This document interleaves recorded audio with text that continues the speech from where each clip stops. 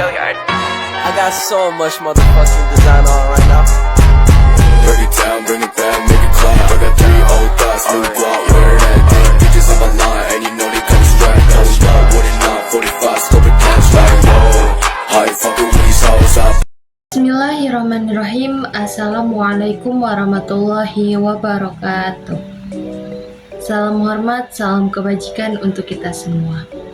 Perkenalkan, nama saya Siti Lutfiatunisa Salsabila. Saya dari kelas RA2 dengan NIM 210858. Video ini saya buat untuk memenuhi ujian akhir semester pada semester 5 dari mata kuliah Pengantar Bisnis Internasional yang diampu oleh Ibu Adisha Maya Andara, SPD MM. Pada kesempatan kali ini saya akan membahas materi tentang kerjasama dalam bisnis internasional mencakupi GATT dan WTO, kemudian juga ada strategi bisnis internasional. Dalam sebuah kerjasama bisnis internasional tentu ada yang namanya kerjasama internasional. Kerjasama internasional adalah bentuk hubungan yang dilakukan oleh suatu negara dengan negara lain yang bertujuan untuk memenuhi kebutuhan rakyat dan untuk kepentingan negara-negara yang ada di dunia. Dengan demikian, kerjasama bisnis internasional adalah hubungan antara suatu negara dengan negara lainnya dalam bidang ekonomi melalui kesepakatan-kesepakatan tertentu dengan memegang prinsip keadilan dan saling menguntungkan. Dan dalam kerjasama bisnis internasional juga mempunyai tujuan yang saling menguntungkan antara negara-negara yang terkait. Yang pertama yaitu ada membebaskan bangsa-bangsa di dunia dari kemiskinan dan kelaparan, dan membebaskan bangsa-bangsa dari keterbelakangan di bidang ekonomi.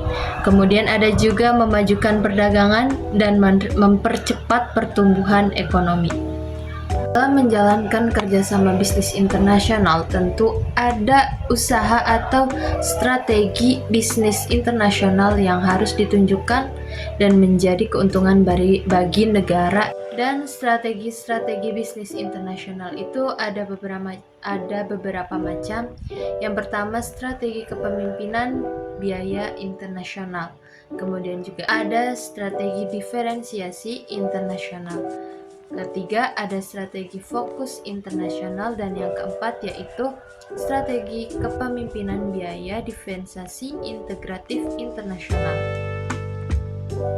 Para pelaku atau perusahaan yang tergabung dalam bisnis internasional memerlukan strategi tingkat perusahaan internasional. Yang pertama, seorang perusahaan harus memiliki strategi multi domestik, yang kedua strategi global, dan yang ketiga strategi transaksional. Sebagai pelaku dari bisnis internasional, tentu sebuah perusahaan memiliki formulasi strategi bisnis internasional yang mana tercakup dalam perumusan visi dan misi.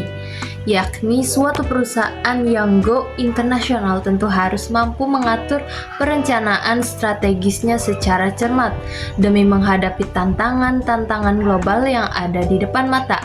Sasaran dari strategi bisnis internasional untuk mencapai dan mempertahankan posisi kompetitif yang unik dan bernilai baik di dalam suatu negara maupun secara global, posisi yang disebut dengan keunggulan.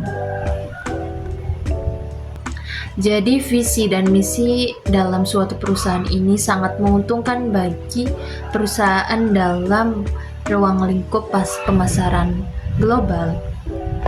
Kemudian juga ada strategi pemasaran bisnis internasional yang harus dilakukan oleh setiap perusahaan yang tercakup dalam kerjasama internasional, yaitu yang pertama ada strategi penelitian pasar global. Tentunya di dalam sebuah pasar global terdapat banyak sekali pelaku atau perusahaan-perusahaan yang ada di dalamnya, sehingga strategi pemasaran ini harus dilakukan karena untuk menjadikan perusahaan tersebut bisa dan bertahan bersaing dengan perusahaan-perusahaan lainnya.